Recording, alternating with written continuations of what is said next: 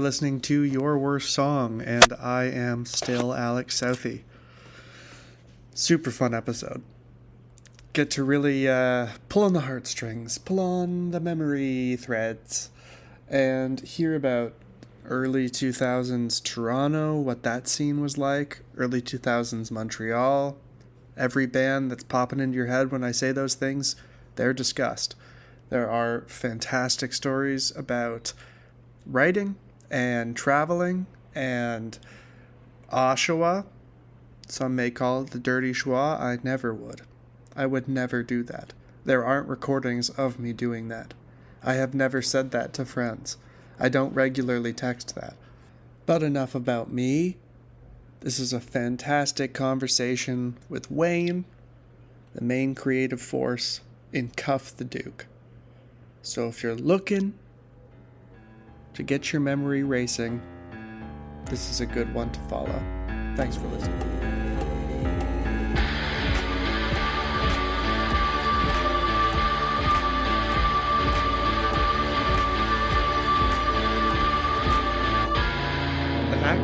Your hat collection and the hats at the Jays store. Have you been following the Jays much this season? It's been a bit rough. Bit rough. Yeah, Yeah. bit rough. We're kind of bottoming out. It seems like we're losing a lot of our valuable folks to rebuild the team. What do you think? Yes, but I'm okay with it. I'm okay. For me, like Guerrero Jr. is a franchise kind of player Mm-hmm. in my book. So like as long as they don't get rid of him, I'm good. Like I'd love to keep Bo Bichette, but I would also if they get he could get great value. Yes, So I'd be okay letting him go, even though that wouldn't be my first choice. But like for me, Guerrero is like he's the guy. yeah, and you need to keep him happy. Keep him happy, get the players he want. Like, you know what I mean? I Like agree with you. We'll see what happens, but I we shall agree with see. you.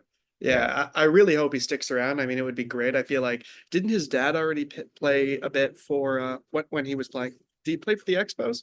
Expos. Yeah, he was born in Montreal, That's what Guerrero. I thought. So I feel hmm like even though he isn't Canadian, he has this kind of He's got a good connection with Canada, exactly.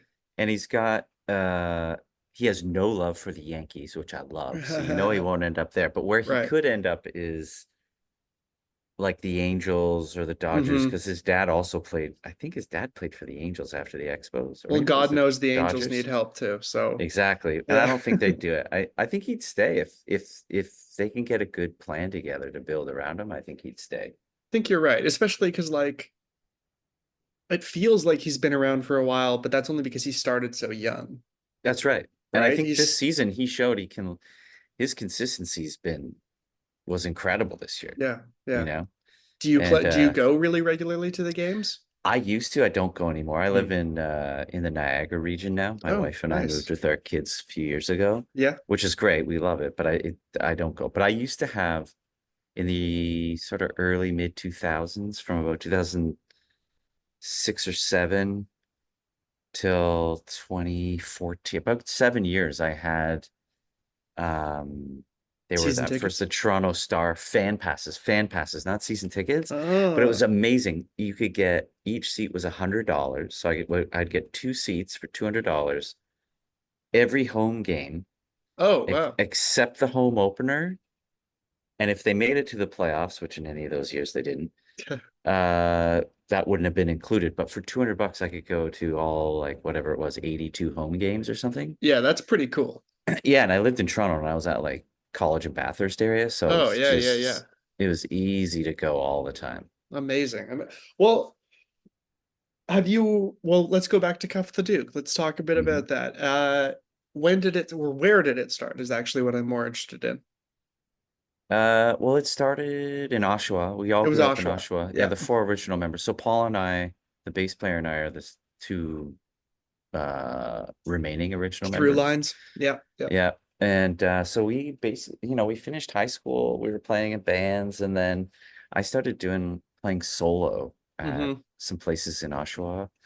There was a couple venues that did like open mic nights and like, but they were a little more structured, like they weren't a total free for all. Uh-huh. And they were, so anyway, I started doing those and really enjoyed just doing my own thing. So What do you mean as a free-for-all versus more organized for an open mic? well, so like sometimes you can go to an open mic and there's a list and there's like Oh, dozens of yes. names. And it's like this was a bit more like um Loose, just loose. well, but it was a bit more like within a circle, so to speak. Like Mm, there was, mm-hmm. you weren't getting a bunch like people going up and playing like Tragically Hip covers or something, or just Right. like workshop and things. It was sort of people who were trying to get their music out there. And it was so in that sense, it was a bit more organized. They had the more like bigger free for all ones Right, too, but right, right. these were a bit more specific.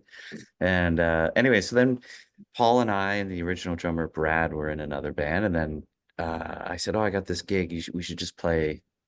And our friend Jeff came too. And then Mm-hmm. this guy saw us play. He was in a band based in Toronto. We opened for them in Oshawa, and then he was like, "Oh, I can get you a show, new music night at the Horseshoe." Holy shit! Hey, yeah. Yeah, so we were like, okay, like none of our friends in Oshawa had ever played the Horseshoe, and he did, and he actually got it. Like a couple months later, we played this new music night, Wow. and then from there, just like started snowballing. We started making the first record, and yeah, it just sort of went from there, Well, you know. before we get into moving on and getting into the full story, let's say, of Cuff the Duke and moving through it, I want to hear a bit more about the Oshawa music scene because Hmm. now I feel like there people in Toronto about think about Oshawa and its music scene right now.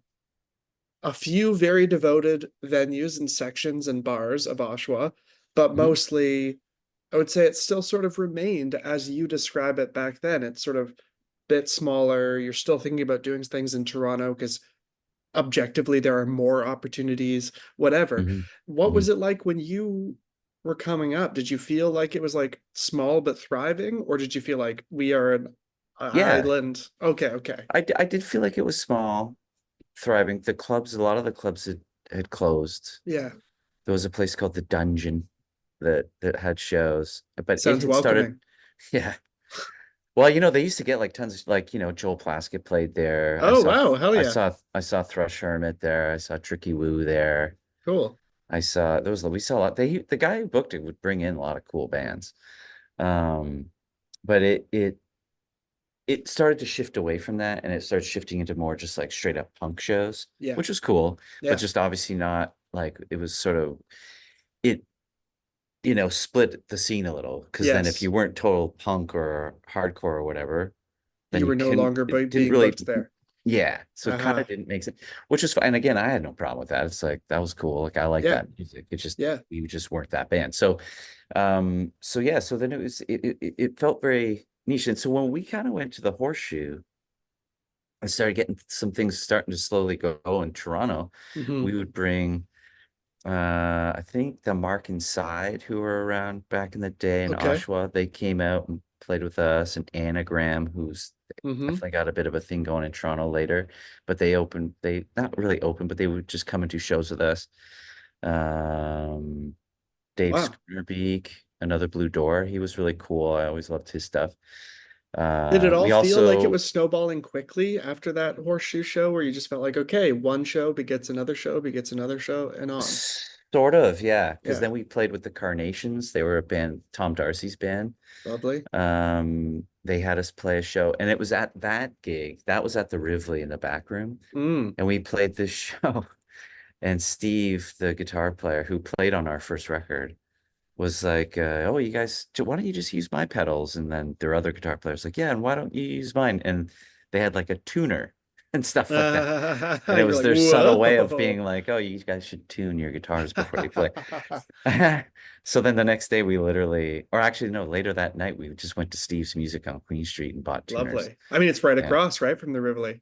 exactly. So we That's went and got tuners. perfect. But yeah, so they were very helpful for us early on, Tom and Steve. They Hmm. were great. And so that, but it was at that show that I met a very good friend of mine who's become a very good friend of mine, Andy Lloyd. And Andy Hmm. played in Caribou, and he played in the Born Ruffians for a Cool. Yeah, while. yeah, yeah. And so we were all still living in Oshawa, and I talked to him that night. I always jokingly call him, he was the first like Cuff the Duke fan. And that wasn't a friend of ours, Yeah, yeah, yeah. Which is an or important like, whatever. distinction. It Yeah, is. We became friends, but yeah. because the next show we played in Toronto, like a month later, he brought a few friends out to see That's us, how and it happens. that's how it happened. So that Yep. started, and a couple of those guys I'm still in touch with. Wow. So anyway, Andy was really like into the band, and that was kind of the beginning of as it all started coming together. And then when Paul and I wanted to move to Toronto, because in the early we moved in like 2000 or 2001, and so in that time we lived with Andy and his buddy Tim, Wow. and we had this apartment, 4-bedroom apartment on Bloor Street, right next to Lee's Palace. Like if Lee's Palace is here, it was up here. Yeah, wow. And we each paid like 250 a month or something. Oh, don't tell me this. I know This is it was disturbing. Like it was crazy. And we yeah. had like a back deck, and when you sat out on the back deck, you could see the CN Tower. Like it was right behind Lee's Palace. For all the younger people listening this and wincing and hearing that price, we got to remember it was 20 something years ago if it was It was 20 years 2001. ago. Oh, it was Yeah, 22 years ago, probably 22. 23 years So, ago. Long time. yeah, And long time. that huge apartment I found out later got turned into like 3 apartments. Right. Like the Of guy who owned course the it building did. just like split it up, and he probably charges us an arm and a leg. But Yeah. but see, that's the difference between the scene there and now. Like the band Dizzy, I'm pretty sure they all still live in Oshawa because moving to Really? Toronto is ridiculous. I didn't know that because I swear I think they do. I've seen the I could be main wrong. singer, female singer. I've seen her she was getting coffee with some friend. I sound like such a creep now. It's literally like on my block. I was No, walking by and I it's your saw her. local. My point in bringing it up is I wonder if she then came from Oshawa if they're based there. She may have. It does seem a lot like more livable for musicians who want to try and make it. Like it's smarter to just be in Oshawa. You're giving up the maybe convenience of being right in Toronto, but Yeah, but it's not that far. it's also not a dream being in Toronto. So Not anymore. Like it used to exactly. be. Like I remember when we moved, like the Drake hadn't opened yet, but I remember the year the Drake opened. And there was still the big lofts across the street. And I knew Uh-huh. lots like 2 video directors and like lots of artists in these lofts, and there was great parties there and Right. shows. Uh And then it was a few years after the Drake, like once everything starts to gentrify, and like part of me hates gentrification, another part of me is like, well, it's great to have independently owned businesses in areas that are making a neighborhood better, but right. I don't know. It's also tricky when you lose It's just because very tricky. it heavily altered the vibe of that neighborhood. Right, exactly. Not just the Drake. I don't mean to blame it all on them. It's not just them, but it's just in general. Yeah, yeah, But I yeah. guess that stuff's sort of bound to happen. It happened in New York too. It's bound to happen. It's unfortunate. I almost think that the best times for scenes are like right on the border of when they're going to be gentrified because it means they're extremely popular and people are drawn to that area, Exactly. but it has yet to Exactly. change. Yeah. Yeah, which it sounds like it really was there.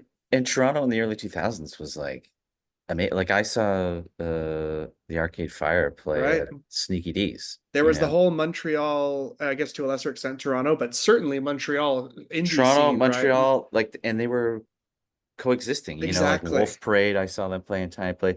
Like it's just because we were all in that scene, and Broken like social scene, the whole Broken thing, right? Social Yeah. scene, and like the Constantines back Yeah. in the Oh day, yeah, and yeah. the we were on the same label as them on our first record, and Uh-huh. like so that was all we were all in that scene. It just felt like wow, we were in this, we found our niche, in Hmm. this huge city, and it was like wow. So to me, it was like we won. That's how it would appear to me. That's all I ever really wanted, was What just to was it be on like a. getting on a label? Oh, it was like I was thrilled. That was Yeah, yeah. that's all I ever wanted. And it's funny, like I've reflected because as an artist, you always want to try and grow and do more. So, if you sell out this club, you want to try and you want to Absolutely. continue to grow. And then I think once the realization of just how popular you need to be to really make a living, Yeah. then you're like, oh shoot. But then you can get down on yourself or whatever. But for me, I realized when I reflect, it's like I did all the things we set out to do in Oshawa. We toured, we got an agent, we had management for a long time. We still have a manager, and we Yeah. still have an agent, and we were on labels that I Exactly. respected, and like so it's like that was all I ever wanted. I never You did it. Yeah, and I never thought, none of us ever thought about being on the radio or being hugely successful in that Right. way. Like Right, I right, think, right. and to be honest, if it had have happened when we were young, it would have imploded. I know for a fact I couldn't have handled it. I mean, it's I would have been a incredibly, disaster. we have decades of evidence that if it happens when you're young, there's a good chance it'll fuck you up. You know. Exactly. So So yeah, anyway, blessing so and it a was great. curse. It was fun living in Toronto in those times. Like I saw so many amazing shows before, especially because you got to see people on the Exactly. way up, and that was really like I saw St. Vincent play Whoa. solo at Sneaky D's. Very cool. Yeah, and like lots of cool Just eating some shows. Sneaky D's nachos and watching an early St. Vincent sounds like a Yeah, nice memory. it was awesome. And Uh, she was opening for someone. I can't remember who I went to who was she opening for? It was another really cool band. mhm. Um, I'd have to but assume. it was Yeah. all because Wavelength was a huge thing in the early. It still is a wonderful thing. Still is, yeah. And so we were very much in that scene. So Mhm. Wavelength started operating out of Sneaky D's. So like all the I cool didn't know shows that. for a while were at Sneaky D's. Like Wow. between 2003 to I think seven, maybe even later than that. What a But yeah, time. yeah, it was awesome. It was fun times for Well, I sure. want to talk, since we're talking about that time, I want to talk about if you're okay with it, the Mhm. hiatus and then coming back. So what was the impetus for that? When bands are on a decently long hiatus, you obviously begin to wonder, are they going to come back together or they can continue to drift? Yeah. So, yeah, what was the deal? It we reached that point where it just felt like we were just spent. Paul and I had been in the band since we were like 19 or 20. Yeah, And by the time we took a break, we were like 35. And fuck. frankly we had plateaued, like Right, right. we weren't getting any bigger. And in Yeah. some cases it was like shows were getting worse. So Uh, it's just sort of yeah. like, and then creatively we just felt like we need to take a break. So, and Paul and I never went to like school or anything Yeah. like post-secondary. So Paul went to school. Oh, wow. Yeah, he's a wonderful custom carpentry, like he builds kitchens and like custom furniture. Wow, It's that's amazing. cool. Yeah. Yeah, yeah. AJ in our band's an incredibly great carpenter as well, our Competing drummer. carpenters. That's pretty Yeah, rare. Yeah. yeah. But yeah, so anyway, it's like it was supposed to be a couple years. Like let's just shelve everything for a couple of years. Yeah. We'll circle back. And then we demoed some stuff in 2016. And then I got I started working at an artist management company, Hmm. and we managed the National and Oh, the Desner cool. Brothers and stuff. So I just really got into that. That's amazing. Yeah. What a Yeah, I world. got immersed into that world. Yeah. And then I started managing artists myself. Like I still manage Owen Pallet Cool stuff. and I've for a literally time. talked to him about this podcast, so he might end up coming on. Oh, wicked. I'll Yeah, tell him yeah, to do yeah. it. I'll tell him Yeah. to do it. Okay, great. Good, Yeah, good. no problem. Yeah. But yeah, so it's and then so like it just got all I got really weird about, can I still be an artist and manage artists? Like it was like weirded me out. I get And that. yeah, it was all in my head though, and I was just pretty depressed about it in a way. So I just sort of Oh. like struggled with not even feeling creative anymore in that realm. And then I Yeah, don't I know, want to during the hear more pan about depressed about it. Why is that? Because I said yes because I do relate to you and I would also be I don't even know why, but I agree with you that I would be concerned about almost like, am I double dipping? Am I whatever that yeah, fucking means, you know? exactly. It's a weird Balance maybe because or yeah, because because in certain circles, like I'm known as an artist manager. right, right, And then exactly. in other circles, I'm known as the front guy of Cuff the Cuff the Duke. Duke, Yeah. you know? Yeah, yeah. So it was weird. So Different I have two different for me, identities that you can kind of put on Matt. yeah, and two very different Yes. roles and Yes, way of totally. thinking too. So it was weird. But then during the pandemic, I just started to get out of that funk, started playing, Good. and I hadn't been playing much guitar, and I started playing a lot. And then I listened to old phone demos. And I was like, geez, I got some, and it just sort of got it That's going. fun. And Well, I was just going to ask too, because it seems like, yes, you said you were sort of checking out, doing some demos around 2016, is that what we said? yeah, yeah, yeah. But that's so, just because we have the benefit of hindsight, we know this on the horizon, the storm of COVID is coming. So was that just a massive sort of thorn in the side of when you were ramping up this energy Yeah, again? because we had been so actually I really had nothing. I was just in a like low point just before the pandemic, and I thought I really need to just get the guys together. We should try to Right. do some stuff. Yeah. I didn't even have many songs. Right. And then and so we booked time to like just demo and record some stuff. And then the pandemic hit. Literally, we were scheduled to go in like 3 weeks after the Oh, pandemic damn. started. So that it all got shelved again. But then during that period, I really realized like the only thing really stopping me was me, like Hmm. from wanting to do it.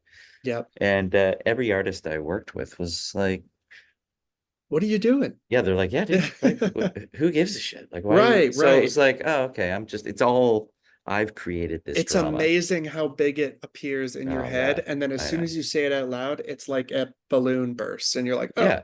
this Oh, is okay. exactly. Never That mind. was nothing. I can make a Yeah, record. Who yeah. cares? Exactly, Yeah. So exactly. then we just kind of got pretty inspired to do it. And I have a small recording studio, and AJ has a small spot in his basement too. Cool. So we just moved around and pieced this record together, and it was actually like incredibly rewarding and like super personal, and it felt Okay, really, good. Right.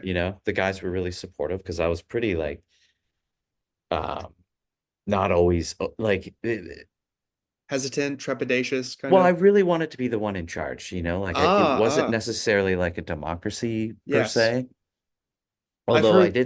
I did say like the next record we make, I fully want to be like we're all in it together Oh, kind of. cool. But for Interesting. this record, I needed to get certain things Across. accomplished for myself. Yeah, yeah. And it was a purely selfish endeavor, I think in if many you respects. establish that from the beginning and then they make the decision if they do or don't want to participate, then you're all good. It just can't be a, I'm going to Yeah. secretly Well, make this my thing. yeah. And ultimately, I just sent an email to the guys and like, this is where I'm at. These are the struggles I've had. This has been a long journey for me. And I, you know, had love and respect for them and I Yeah. appreciated their contributions. And then they were all, yeah, it was like, it worked out amazing. Cause again, we were just open and honest. Well, And that sounds then, like that's very good context, I think, that everybody would want for the next questions I'm going to drag you nice. through. Yeah. First of which, and you can choose, post getting back together before. Best gig is usually I like to start with. Best gig memory. Oh, best gig. Hmm. And it can be, hey, we played to thousands of people, or it can be, we played to five people, but I crushed it vocally. Whatever. Yeah, yeah. There are there's a couple that stand out in my memory. Perfect. Um, the night we opened for Nick Cave in like 2004, Damn. and that was Where was killer that? at the warehouse, or it was called the warehouse at the time Okay. in Toronto, Yeah. and it was amazing. Like he was an Sorry, absolute, holy shit. Sorry, I can hear this dude screaming his head off at oh really? at a car who I guess almost hit him in the nearby the Dizzy Oh my God. intersection. The intersection that's nearby. Wow, that dude let loose. Right. I Okay, didn't I even hope hear it, to be okay, honest. good. I'm glad it wasn't picked up. I think Spotify would take it down. But yeah, I'm so sorry. So you were opening for Nick Yeah, Cave. Nick Cave. That's That was a super crazy. memorable one because we Yeah, yeah. also got to meet him. Right. And Warren Ellis is in the band, and we were big fans of Dirty Three. Yeah, And so that was a big one. that's pretty cool. And then the other, but probably my favorite one was in early 2003. So we had just put out our first record in Mhm. October 2002, and we got an offer to open for Blue Rodeo at the hockey arena in Oshawa, where we grew up. Oh, And it was still all the original members. yeah, So that's like cool. that was extremely And it's at memorable. your home Yeah. base, sort of. Yeah, Yeah. that's And all our fantastic. parents came, like our parents never came to shows, Right, really. right, right. I mean, they would eventually, but in those early days, it was Yeah, like yeah, they sure. weren't coming. But that was like a big deal, Of course, So Blue Rodeo, the popularity of them spans generations in Canada. yeah, and then the fact that, we got to play in a hockey arena was Oh, for the oh, first time yeah. was also insane. So it Everything was, about this, if there's any like non-Canadian listening, they're just going to think this is the most Canadian sounding thing in the world. A I Blue know. Rodeo hockey arena. That's Yeah. awesome. Yeah, So but it was great. That's kind of my favorite. I think that. well, I appreciate that. Those are more than good enough answers, but I'm curious if there is anything from this modern section. Any shows? Yeah. So we played a show in at a Laura Riverfest Oh, in yes, right. I've in heard a lot about that. 28 2018, I think. Okay. So not, I guess that was 6 years ago. It doesn't feel like Whatever. that long No, ago, but like it was amazing because we hadn't played for quite a while, right? We had right, been on right, this like exactly. hiatus, and that was the show that made me think, okay, we gotta get our act together and like, we don't need to be actively Yeah, touring like we used to, but we need to be a presence of yeah. some It shouldn't kind. just be on the shelf continually. Yeah, like Okay, it was wow. like we were in the tent, we headlined the tent stage, which Mm-hmm. is next to the main stage. Yeah, And we were playing, and then after us on the main stage was July Talk, and the whole tent was rammed. People were outside the tent, and then behind the stage there was like a hill that went up, and the hill was covered in people. Like it just felt like that's so we cool. were having like a moment, and we also played incredibly well. Like it was one of those shows where we all got off and were like, "Whoa, was that particularly good for everyone, Yeah, or right. And you're is it like, if just it could me?" be And then that everyone every was like, time, "No, this was amazing." Yeah. right? So like Wow. if you asked anyone in the band, I bet you that'd be in their top three shows of all time for sure. That's so cool. It That's was a good cool one. that you're that confident about it for the other band members too. It wasn't just a personal thing for you. It was like, No, no, I think, yeah. that was a unanimous decision, and Wow. I can confidently say they would all agree. Wow. Okay, cool.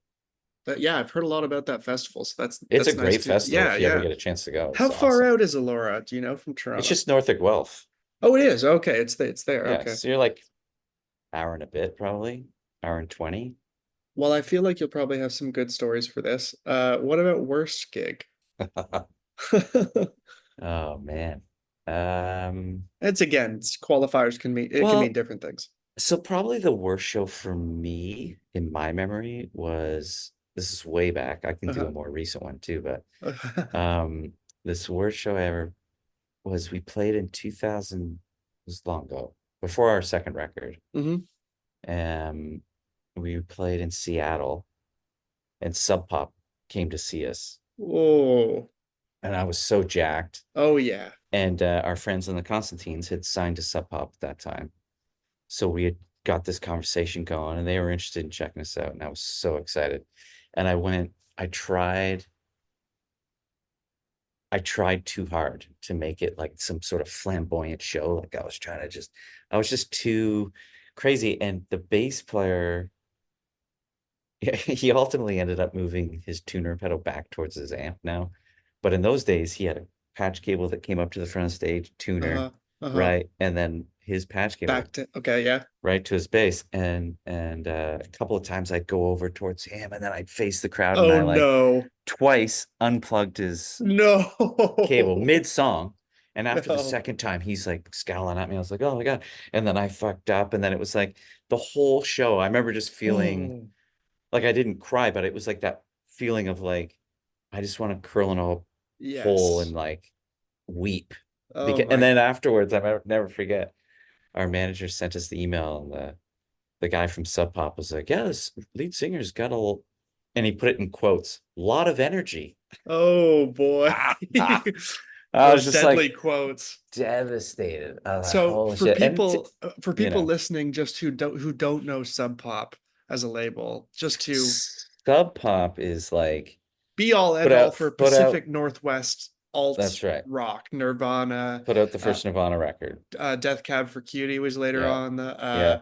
Elliott Smith was related to them in some way, or Was he? no? He might have been. No, he was on I think he knew them, but he was on Kill Kill Rock Rock Stars. Stars. He was on Yeah. Kill Rock Stars. My bad. But anyway, Yeah, yeah. But they've still, made a real so much. Fleet Foxes are Fleet on Sub Foxes. That Pop right? Yes, exactly. more So many recently, and like a lot of great Father John bands. Misty, probably. I Yeah, think I think he is too. Yeah. so many great acts. Just Hmm. yeah, to set the stage. Boy, that is. So So that was devastating. did you ever talk to anybody from Sub Pop after that? Ever that guy? Ever no, nothing.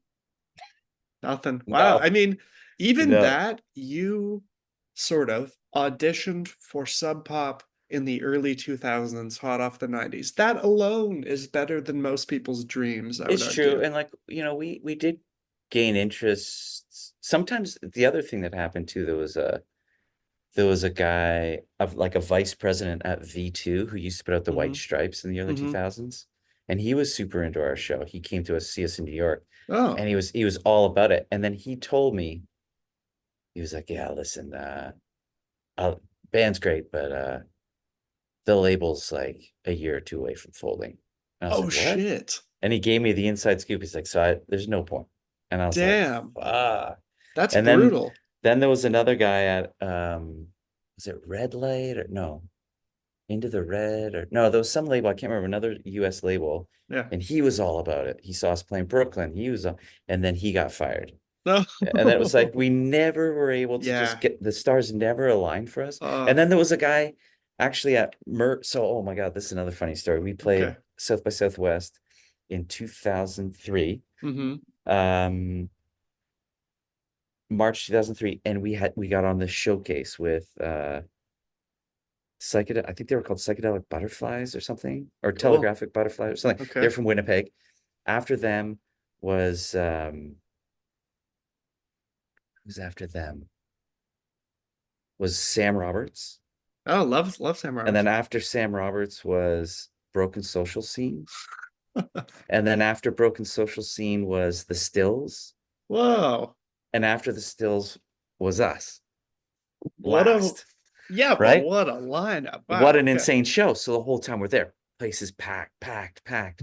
And then that was Broken Social Scenes. Like, if you asked Kevin Drew, he'd Zenith. tell you that turned the corner for them. They Oh got wow. they got their US agent that they still have to this day. They Wow. got all sorts of stuff happening after that Yeah. show. And at that time, Broken Social Scene was like him, Brendan, Feist. Nice. Yeah. Oh fuck, it was such a killer band. Yeah. Anyway, so point is that we played last, and when the Stills were on, lovely dudes, good band, but they were loud, like it was punishingly loud, and the place just like cleared out. Oh, that And can it was like the happen. most devastating thing when you're like, oh shit. Yes. So we go on and play to like 50 people. But I'll Oh, tell you what though, we crushed that show. And there was a guy there from Merge Records. He oh, was wow. he was Okay. head of publicity at Merge. And Damn. a Canadian friend of his, had said, "Go, you got to check out Cuff the Duke. You should go see them." And he did, and he fucking loved us. Geez. So it wasn't for lack of being a good band and being loved, eh? No, it was that he loved us, and he tried to get the label interested, but the It's main guy just there, I didn't connect with him, so we some never things got. just don't connect, and it's like what you Yeah. said, just like these things don't connect at the right time. They're great, What but it's not hitting at the exact right time. exactly? I have always said in anything you do, Yeah. and especially the arts, 1/3 of all your success is timing. I would maybe argue even more than a third, but yeah, Also, I definitely. like to break it up into timing, That's nice. talent. Maybe it's 50-50. Timing, talent, and hard work, And maybe? hard work. Yeah, Yeah, yeah, generally yeah. do the other third is hard work and being committed to it. But like you could argue that timing is 50% of it. You could for sure, I would argue. Maybe another time. Yeah. Uh, damn, those are all. What was Sam Roberts like at the time? Because that was one of their Oh, he's big awesome. peaks, right? Yeah, yeah. Yeah, he's always been the sweetest guy. That's what it seems like. Yeah. And we did was it before or after that? I think it might have been just before. In the February, we did like 7 shows with him, That's opening for cool. him. Wow. And it was right as Don't Walk Away, Eileen was coming Oh, out. yeah, So such we had the a second hit, and all these clubs were just like ramped. wow. It was awesome. Pretty cool. And he was Yeah. always great. His Yeah, band yeah. was always sweet. Yeah. Always a Good. good dude. Yeah. Good. Well, I would love to hear what you think Cuff the Duke's best song is. Yeah, I gave this some thought. Yeah. Yeah, it's always a tough one. Um, there's a handful. So, but like as far as like ones that I think are crucial. So the song I think that reaches the most people or has done the most and is probably one of our better songs is If I Live or If I Die. Okay. Yep. It's definitely a song we play every show. Yep. Um, it was also used a lot in TV shows, so it's had a bigger reach. And I like playing it. I like it a lot. I think that's one of our better ones. And I also think out of the gate, the song that sort of changed our trajectory was Ballad of a Lonely Construction Worker off our Yeah. very first Okay. record.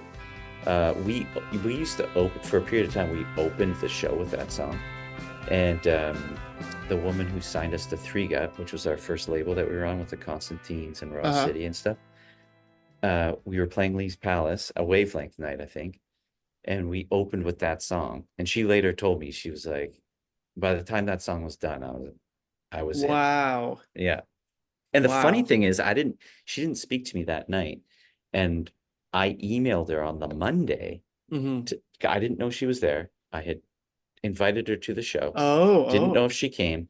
And I said, "Oh, don't know if you came last night, but I just wanted to let you know that the CD I sent you of our songs should arrive today on the Oh, it Monday." was just a administrative kind of email.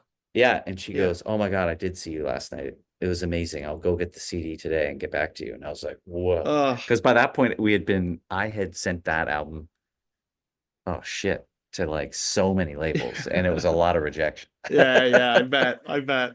But That's all, anyway, even the so that best one, stuff is rejected all the time, right? You oh always hear that sure, about the best stuff. Beatles, Exactly, everyone's exactly. turned down something. Yeah, Yeah, exactly. yeah. Wow. Okay. So you think that those are good reasons for those to be for that to be your Well, they're the ones choices. also that like they still those two still sort of move me because like a lot of the times the songs can, you play them a lot and they just sort of they are what they are. You still Yeah. give it your all, but Yes. but those two tunes they still resonate with me. So I would choose those. Have you changed them live over time? Has their personality changed? Well, because we've had like member changes, Inevitably, how you certainly play it for has Ballad changed. of a Lonely Construction Worker has definitely changed, and we kind of Yeah. do different. I mean, it's fundamentally the same, Sure. but we extend certain parts now. And we do this a little different or that. But Exactly. If That's I all I Live mean. is pretty similar because the lineup's basically the same, and so If I Live's pretty similar. Huh. Those ones, it's certain songs we don't mess with, and certain songs we will do in a completely different way. Some just Uh, have those qualities where you go, I can stretch this and it'll be interesting now again, but yeah, it'll retain the same personality. And others you're like, that's a painting I don't want to change one brush stroke of, you know. 100%. Yeah. Well, what about the titular worst song, my friend? Yeah, so I thought about this because there was a bunch of songs where I was like, okay, there's definitely a list of bad songs. But then when I go back, I'm like, oh, maybe that's not as bad as I thought it was. But the one that truly I think is our worst song that we've released Yes, that's what I want. that wasn't a cover Yeah. is Ballad of the Tired Old Man, which is on Sidelines of the City. Do you have multiple ballads of songs, or is that Yes, the so okay? every record, I think, except for one or two. But like the first Okay. record had Ballad of a Construction Worker. The second record had Ballad of Poor John Henry. Third record had Ballad of the Tired Old Man. And then I think we possibly dropped Ballad on the next record, and then it came back. And on the new record, of course, we got Ballad of the Breaking Dawn. Okay, because I'd seen and looked through and gone, okay, there are a few different. It seems like there's a recurring ballad, but it wasn't Yeah, on all of them, like you said. So yeah. why that? Because it's definitely a title style that's of a time and of a I genre. I think that's what I liked about it. I Aha. think I always liked that like it because often I think what I loved about it initially was that Ballad of a Construction Worker was like isn't a ballad really, but it is very emotive. So I always Yes. like this idea of having like making that it's like almost like how bands have consistent artwork too. Yes, Like yes, the I know what you layout's mean. the same. It's like you always bring in something forth. So if you're a fan of the band, it's like, oh, they got a ballad on this one. Yes, Because yes. oft it just so happened, except for Ballad of a Tired Old Man, Yeah. that any song we titled that way was always like A a big very one. popular song, yeah, for the Ah. fans and stuff. So Yeah. then why do you think this is such an obvious, or I'm sort of fitting that word in. You didn't say obvious necessarily, but you jumped to it. So why that one? Why ballad? Yeah, like did you just feel like it wasn't good enough to continue the ballad tradition? Um, What makes it worst? there's something about like so musically, I always liked it. To me, it was very Calexico-y. Oh And yes, so okay, Calexico. Wow, yeah, that who we scratched an itch in also my brain. played some shows with who are awesome dudes. Wow, And cool. because there was a minute where we were booked by Billions, which was their agency in the States too. But Mm, anyway, the the song just like the lyrics just so basically I read this story and it's about a man who had fought in Vietnam and was very much like militant raising Hmm. his son. And then his son joined the army and his dad was really proud about that. But then he went to Iraq and died. And Okay, it was like this really like, wow, just an intense story I read in the paper. that is intense. And so I tried to sort of like write this song about it, Ballad of the Tired Old Man, because he was just tired of kids going off and dying in wars. So it's And from a third perspective. It's not about this old man who had been in Vietnam, or it is. no, it isn't. It's about how It he was proud of his son for being in the army, but ultimately regretted that his son ever joined the army because it ended his life. Like he didn't, and he also felt that the cause he was fighting for wasn't wasn't worthy just. of Yeah, right, his life. right. And so I thought, fuck, that's a powerful song. But I botched it. Like frankly, I can just say it. Like I don't think I nailed those lyrics. And Uh-huh. Stephen, like the phrasing, the flow of it's awkward, and Ah, it's too bad because it could have been a good it's a good song. premise for a song. Like we've never played it live because as soon as it came out, I was like, That's the fuck. tell. Yeah. Yeah, that was brutal. And we had like three other songs that are B-sides from that record that would have been phenomenal in their place that we did play Oh, live. really? So that's Yeah. hilarious. Wow, wow, Yeah. wow. So anyway, it's like those things. But you know, it is what it is. And like you make the decision that you make at the time. And I don't regret having it on the album. But No, if, no, it is what you it know, is, and also it would be boring if you're a musician and you hit it 10 out of 10 every. That would be what yeah, kind you of life can't. is that? That doesn't seem likely. Yeah, you have to fail to succeed. There's no question. Exactly. There are garbage Beatles songs. So if they can have garbage songs, so can everybody else, you know? Yeah. That's what Yeah. makes this podcast great. Uh, Exactly. well, that's a really interesting answer. I've loved all of these stories and that kind of thing. One thing I forgot to ask that I Yeah. usually ask around the live section stuff of the conversation. Mhm. Have you been into any great green rooms? Anywhere you're like, holy fuck, they could charge rent and I'll live in here. Oh, wow. Good one. I've definitely been in some really shitty ones. Yeah, you could share that too if you want. What was a great green room? Let me think. I've definitely been in some nice ones. Yeah, usually I hear like from this podcast, sometimes the answers will be it'll be in Europe or Asia or The something. European ones are very They nice. apparently take care of you well. It was like Yeah. fashionable to have vegetarian stuff earlier than it was over here in Mm. North America, stuff like Well, that. they often just have like they'll have this beautiful spread out. I think that's what it is, but it's It's just the idea incredible. that not everything was entirely meat oriented was what Yep. surprised people, Yep.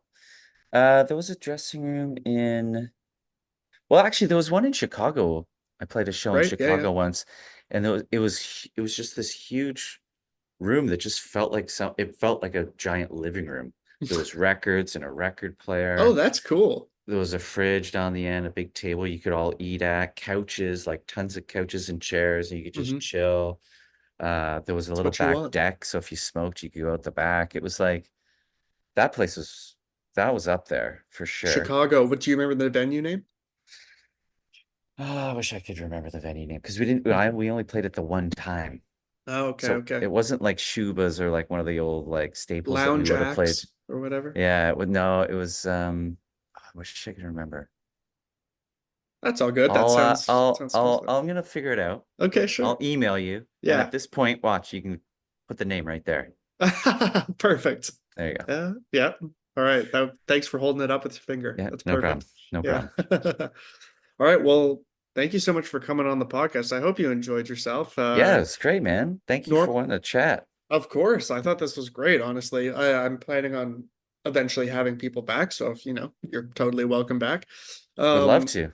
great. What I If normally do, you go ahead. ever want to do one, because I still manage artists, because Yeah. I actually run Sonic Onion. Or not run, but I'm like a label manager at Sonic Onion. Yeah, yeah. And but also still doing artist management. But I've always thought it'd be interesting to have a podcast interview about working with bands. You know, Yes, if that's ever absolutely. of interest to you. I don't I know. absolutely I would love to do a version of Could be that. cool too.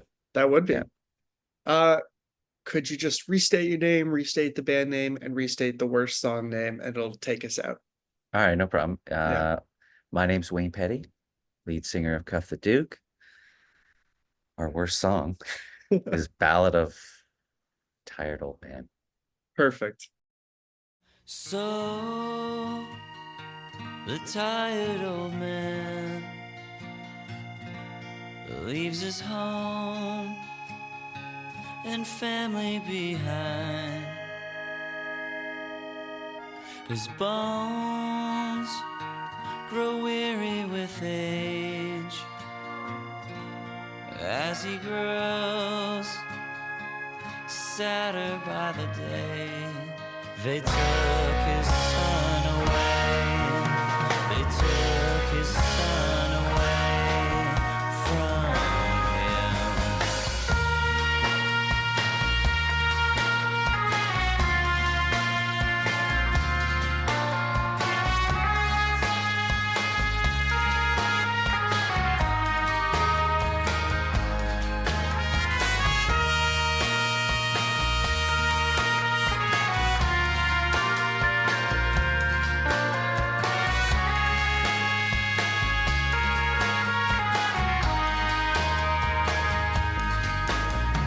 Glad when his son joined the army, as he had once done so proudly.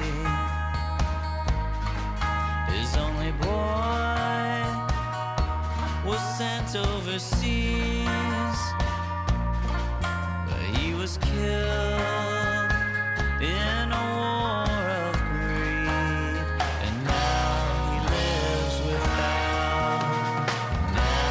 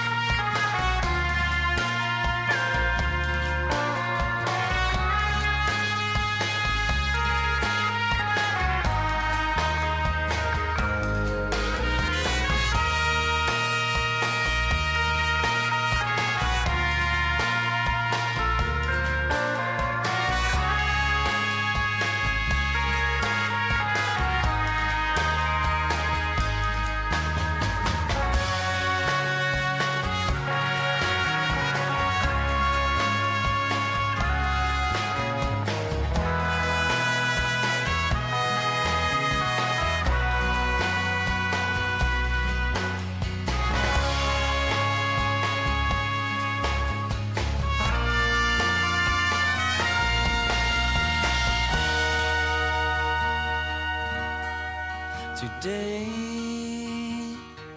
he protests the war, and he walks with thousands more. He knows this won't bring him back, but this war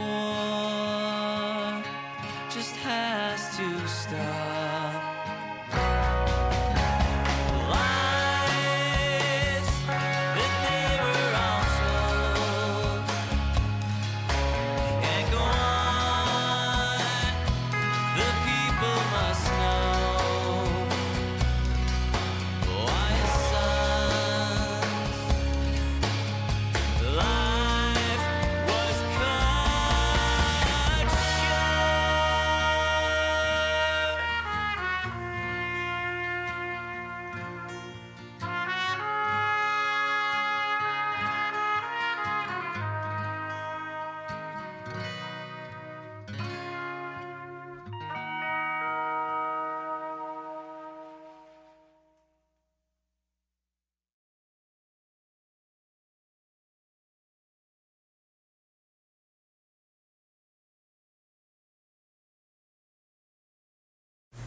Hey, you reached the end of the song and the episode.